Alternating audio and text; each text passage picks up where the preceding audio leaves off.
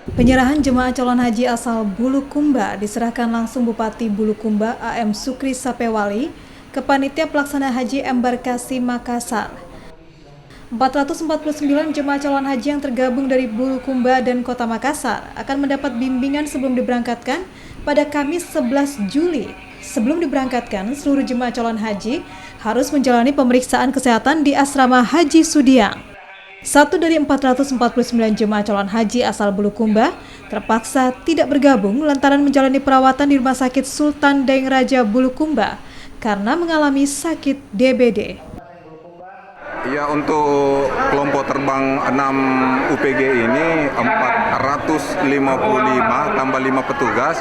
Dari Bulukumba itu 432 minus 1 karena ada satu jamaah yang masuk rumah sakit yaitu DBD, dan ada satu TPHD dari Bulukumba dan ada juga dari TPHD dari daerah lain 2 dan Kota Makassar 16, jadi jumlah 450 dan 5 petugas kloter.